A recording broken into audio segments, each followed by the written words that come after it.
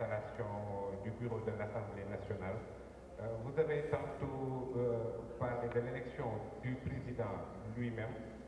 qui pour la première fois, je pense dans l'histoire de l'Assemblée nationale, un président est élu presque avec la moitié des députés. Est-ce que ça n'entache en rien sa légitimité, notamment un député qui dit n'avoir pas donné de procuration pour voter à son nom et pour son compte et vous a interpellé directement, vous, le président du groupe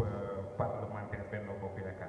Alors aussi pour le groupe parlementaire aussi, vous avez dit non, 2 non-inscrits,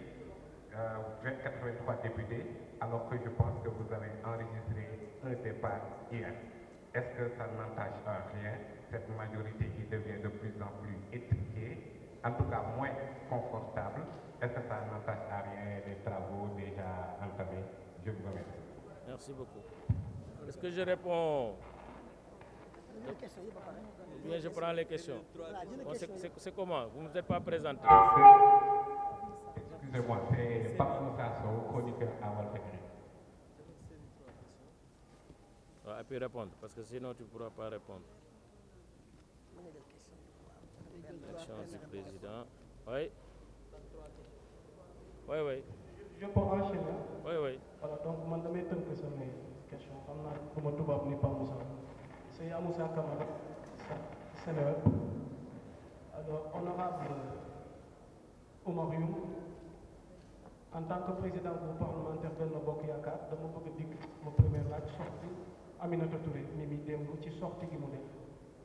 mu mel nii nee na démissionné na Benno Bokk Yakaar nga nekk président groupe parlementaire bi yow ci sa wàll ndax jot nga démission bi ak par rapport ak sorti gi mu def concernant ànd gi mu àndal ak yéen ak li tax mu génn lan nga ci indi ci ay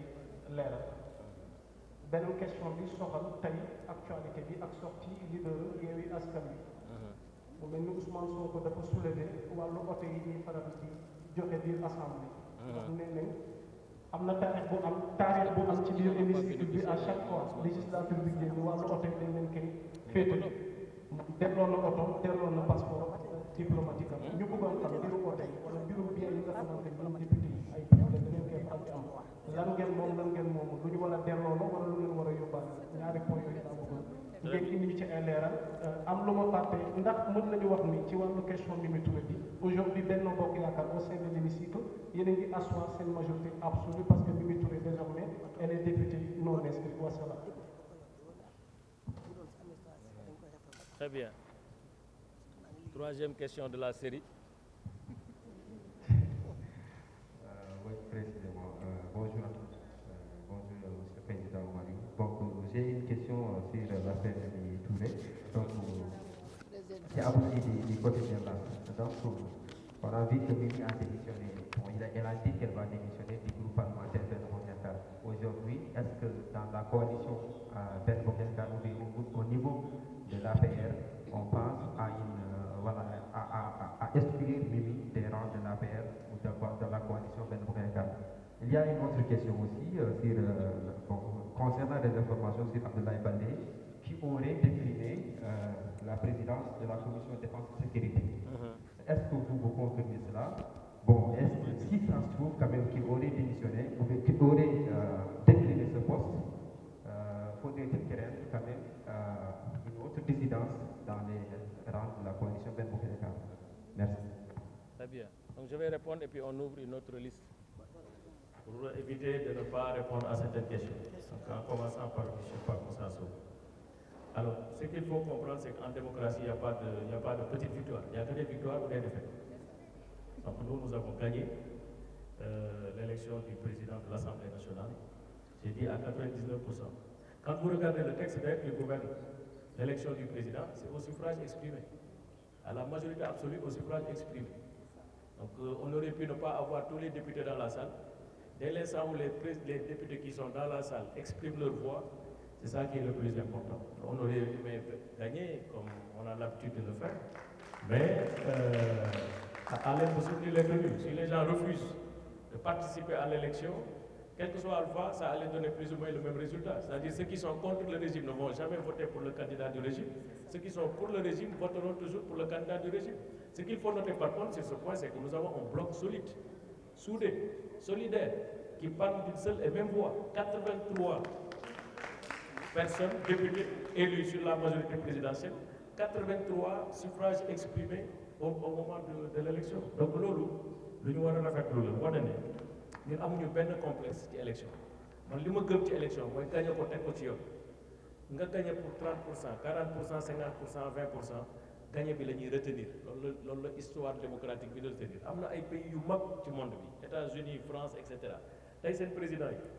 boo xoolee suffrage leen di voté matul sax 50%. am na ñoo xam ne ñun li ñuy organiser deuxième tour duñ ko sax organiser pour ñoom une majorité c'est une majorité amul élection deuxième tour c'est au premier tour que le président est élu mu jeex quel que soit Alpha nag jiitoo gaa gi kenn leen rek dem yoonam. donc loolu mooy li nga xam ne dañu war a jàng te ñun dañu kontaan ci démocratie Sénégal ni muy doxee ba nga xam ne suffrage soviétique yi am ay 80%, 70%, 100% ci ay coow ak ay manipulation amul Sénégal. loolu dafay wane taaru démocratie Sénégal la solidité de l'opinion publique du Sénégal bu ñu war a rafetlu xam ne mënoo jël lépp am lépp li nga war a am mooy li nga liggéey te ñun li ñu liggéey moom loolu ñu am dañ ci kontaan bu baax a baax te di wan ne affaire bi ci gën a am solo mooy que ne def nañ élection de manière régulière dans la conformité de notre règlement intérieur te loolu moo ci am solo li ci des permettre nañ député yëpp même de l'opposition de pouvoir voter. parce que gendarme yi mënoon nañu génne waroon na ñëw baare ñi ne la doo leen voté mais ñëpp la ñu woo président de séance bi di woo député par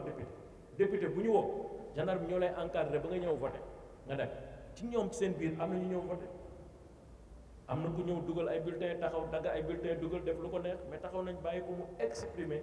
son vote et son choix donc loolu moo gën a am solo ci yëf yi donc ñu ngi féliciter encore une fois le président de l'Assemblée nationale qui a été élu et bien élu. li des nag ci majorité li ngay wax mooy presque question bi nga xam ne sa beneen collègue répondre na ci man li may wax foofu ci ñaari pàcc laa koy wax benn mooy ci ñun ni ñu organiser wu dañu nekk groupe parlementaire de la majorité bi yàlla defee ñu fal ñu président de la République président de la coalition Benno Bokk Yaakaar daf ñu invité en concertation ñu dem palais 83 députés yëpp en tout cas ñi ko fekkee parce que am na ay absents excusés ku ci nekk boo waxee da ngay remercier président remercier say population parce que bu la président dugalul ci liste defe naa kenn du la fal ba pare ne ko jox nañ la carte blanche comme ni ko conférence des leaders de la coalition Benno Bokk Yaakaar defee bi ñuy confectionner liste yi koo tànn si ñun bu boobaa kooku la ñuy voter yemuñu foofu ñu dem séminaire les 83 députés de la majorité présidentielle ñu toog fa def séminaire pendant 2 jours ñun ci suñu biir hors présence de qui que ce soit ñu defaat le même engagement et vous me permettez de lire l'engagement sur l'honneur bi nga xam ne ñun lire nañ ko fa député yi fa nekkoon yëpp tàcc ñu transformé ko en résolution clôturant notre session. L'engagement de l'honneur fait à Saly le 11 septembre 2022. Nous, sous-signés, députés élus sur la liste de la coalition Benno Bokk Yaakaar, nous engageons sur l'honneur à voter pour le candidat qui sera désigné par son Excellence M. Macky Sall, président de la République, président de Benno Bokk Yaakaar, pour présider l'Assemblée nationale, ainsi que sur tous les membres du bureau qui doivent l'accompagner dans cette mission. Fait à Saly le 11 septembre 2022. loolu mooy li nga xam ne def nañ ko man jàpp naa ne loolu moo ëpp solo fuuf en termes de morale et de valeur morale et d'éthique leneen loo gis parce que ku nekk am nga choix ne man dama bëgg a nekk président assemblée nationale mais qui est méritant plus méritant que l'autre ñun ñi nga xam ne dañu nekk ay tête de liste au niveau des départements sillonner suñuy département dem ci suñu ay population liste nationale liste départementale moo koy fal c'est pas 2 votes. C'est un seul et unique vote qui se fait dans les bureaux du département, au niveau des communes et dans les bureaux des communes. Nous avons dajale seen voix ci la ñuy calculer le quotient électoral bu lay permettre nga am le nombre de députés bi ngay am sur la liste nationale. Donc on gagne d'abord les départements et c'est le suffrage exprimé au niveau des départements qui fait l'élection